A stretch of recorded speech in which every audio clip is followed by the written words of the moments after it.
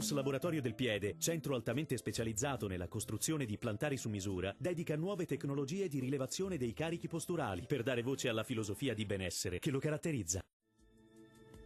Ben ritrovati al meteo.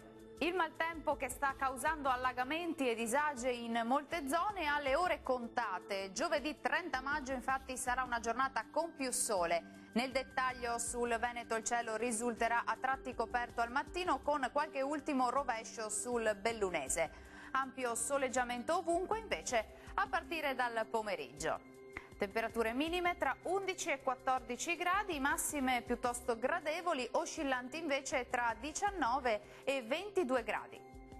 Spostiamoci ora sul Friuli Venezia Giulia. Anche qui avremo residue piogge nella prima parte della giornata, ma in esaurimento entro le ore pomeridiane, quando invece sarà ampiamente soleggiato ovunque. Temperature minime tra 12 e 15 gradi, massime comprese tra 18 e 21 gradi.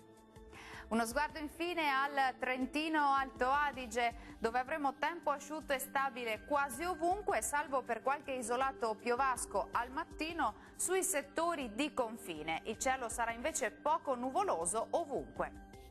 Temperature minime tra 11 e 12 gradi, massime comprese invece tra 23 e 24 gradi circa. Dal meteo di Antenna 3 per ora è tutto, vi do appuntamento al prossimo aggiornamento. Arrivederci.